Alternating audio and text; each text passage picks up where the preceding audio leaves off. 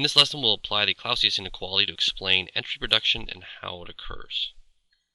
So let's start out with the Clausius equality. So how we came up with the Clausius inequality is we started with the Clausius theorem, which said that for a reversible cycle, the cyclic integral of heat transfer divided by the temperature at which heat transfer occurs must be 0. This is equation 5.33.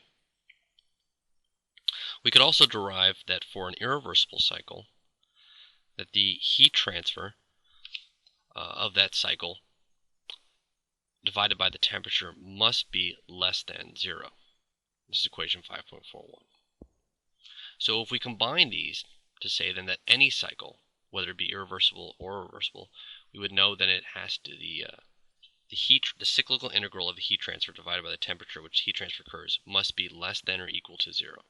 This is equation 5.42, and this is the Clausius inequality.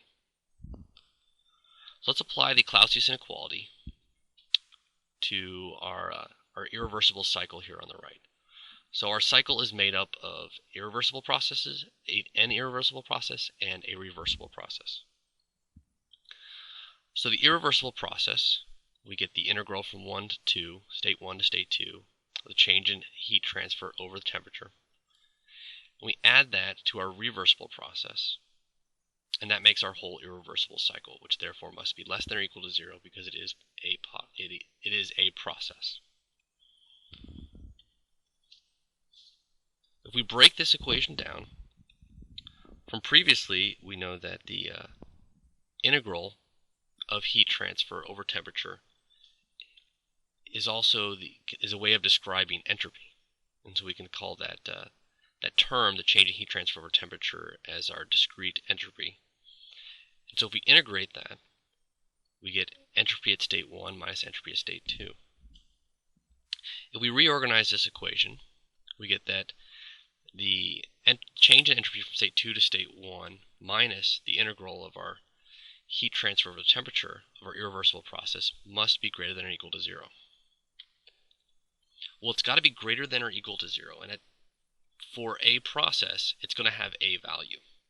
That value that it has, we're going to call our entropy production. This is the amount of entropy produced.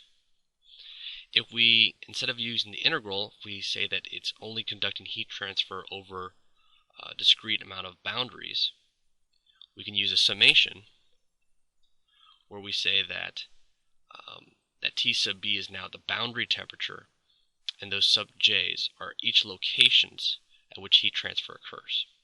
So we're going to sum all the heat transfers at the boundaries that it has. This is entropy production. It's equation 6.14 in your text. So entropy production, we define analytically as the change from entropy 2 to change of entropy at state 2 minus entropy at state 1 minus the summation of our heat transfers over their boundary temperatures. Okay. This is also the entropy created due to irreversibilities during an irreversible process. So what it's doing is it's looking at the change in the entropy and taking out that entropy that was transferred in due to heat transfer and just looking at the entropy that's produced.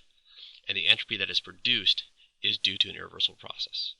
This also happens to be the second law of thermodynamics for a closed system, otherwise known as your entropy balance for a closed system, and is located on your reference data card under the closed system.